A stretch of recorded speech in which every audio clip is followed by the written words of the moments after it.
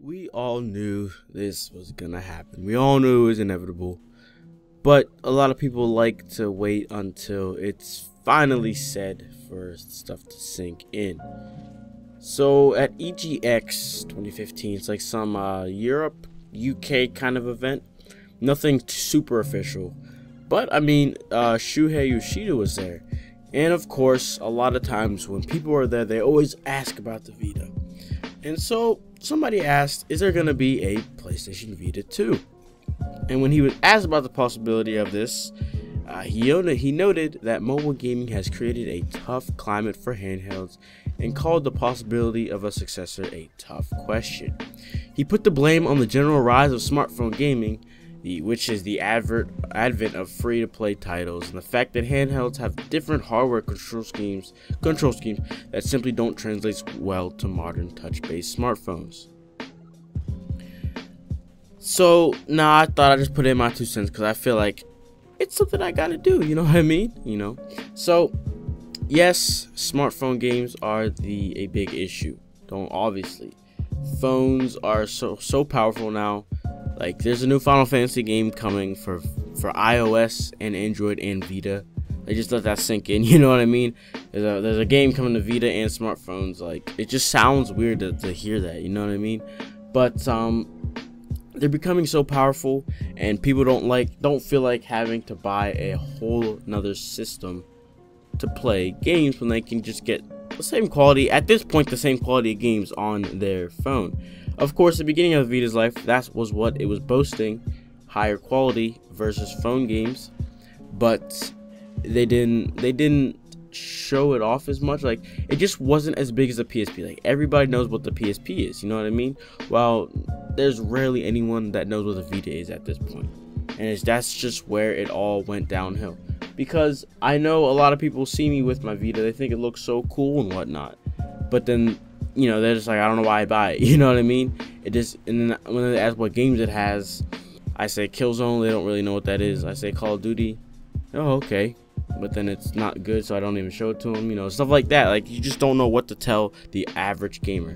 I'm talking about the average gamer who doesn't play Japanese type games and whatnot, and that's why it's just not able to survive. PS4 I feel like it's doing extra well because of its large library of Japanese games. But then, of course, like I said, you cannot survive on only that in the US. You have to have your other games, and that's why, of course, it's a console game, so obviously it's gonna have like NBA, FIFA, stuff like that, and that's how it's surviving, or that's basically like what keeps it afloat. It's like, whatever, it has those common games that are on both systems. But then for the Japanese lover, it has all those games, and that just pushes it above the edge and whatnot.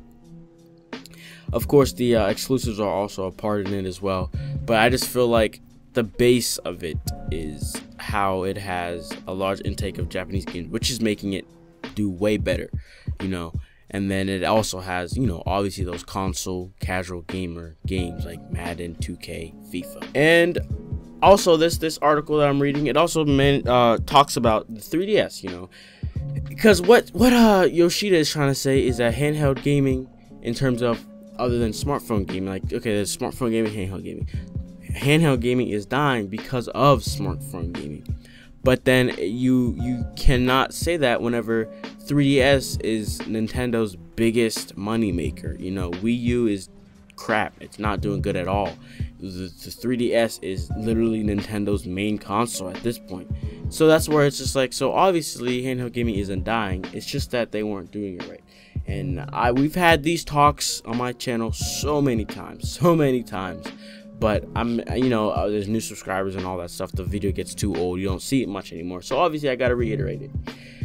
What the thing is with Nintendo is there's a couple factors that makes it good. One of those factors is the fact that Nintendo or 3DS is not that powerful. And so whenever developers go to make games on it, it doesn't take that much work. While the Vita has all this power. So, and we all want those high quality games. We expect that from the Vita. While the 3DS, they don't expect that high quality. You know what I mean? honestly, Pokemon is the highest quality game you're gonna find on a 3DS. You know, and in terms of graphics and just what you can do in it, like I feel like it's the most hardware demanding game in my opinion. You know, I know there's Fire Emblems, but those don't have the same graphics as Pokemon. You know what I mean? So that's like the highest quality game. So nobody expects anything too crazy looking. You know, the fans already don't expect a whole lot of graphics. They expect gameplay. While Vita, we expect both. You know, whenever you look at it, you expect it to have great graphics and great games, like in terms of like close to PS3 quality. That's one of the things. And so to get that, for Vita to get that high quality graphics and gameplay, that takes a good bit of money, okay? It's close to being, you know, the price of a PS3 game, honestly, because you really have to work with the hardware, understand it, and, you know, use it to its max potential. And that definitely will take a lot of money. Nowhere near how much money it would take for a 3DS game, and not, maybe I wouldn't say near PS3 quality, but it's definitely closer to that versus 3DS, you know what I mean? So that's the first thing. And then the second thing is kids. All right, kids, you know, controllers are kind of big in terms of little kids' hands. You know, sometimes at the age of like 5, 6, 7, I don't know, it's a lot better to have a 3DS or a Vita in terms of like you just handheld gaming. Because okay, they're kids, they don't have a phone, so they don't have any smartphones to play. That's where tablet gaming is starting to come into hand. But handheld gaming could overtake it. But anyways, they have small hands. That's number one. They don't have phones, so they can't play smartphone games. That's number 2. And then 3, it's just a lot easier for them to play because kids always want to be playing stuff. You know, they go to the store, they want to bring their toys. They go to church, they want to bring their toys and stuff like that. But they can't do that with a PS4 or Xbox One. They cannot bring, you know what I mean? Like, and they don't even, I don't think they even want to, you know? They don't want to have to carry that stuff around. They can't carry that stuff around. It's too heavy for them, honestly. You know, they would drop it, they'd break it. But then there's handheld gaming where they can open it up, turn it on, and play whatever they want.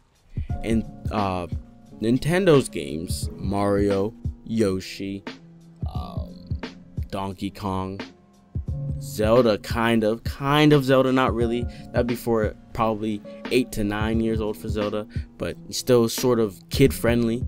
You know, all of their games, all of their main series games, their exclusive games are literally all kid friendly. And they also have even more kid friendly games, you know, like cartoon shows games and stuff and whatnot. So they literally just have the upper hand in all that, because say you don't want to, you're too old for 3DS, there's still other games, you know, and then not only that, people like all these Mario games, like the Mario and all they're kid friendly, but they're also for like all ages basically.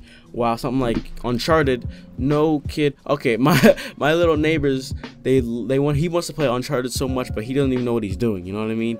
I don't know why, but he wants to be playing Uncharted all the time.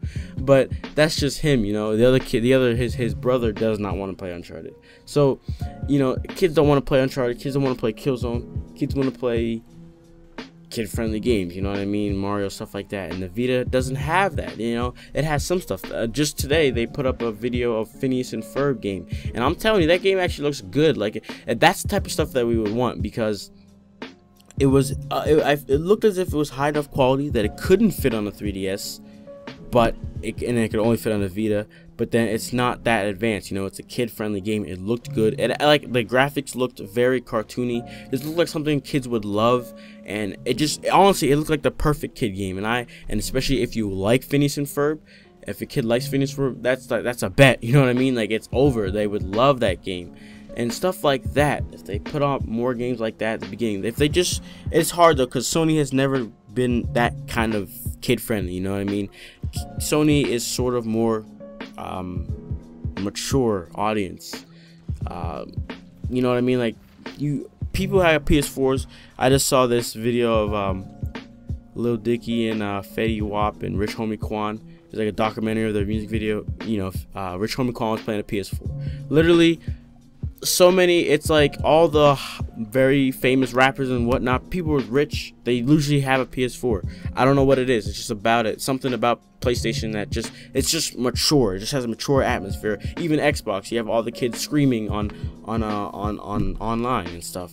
You know, PS4 is just more mature. That's why less people have mics, because it's not as nerdy of a system, I want to say. I don't know. It just has less nerdy audience in a sense.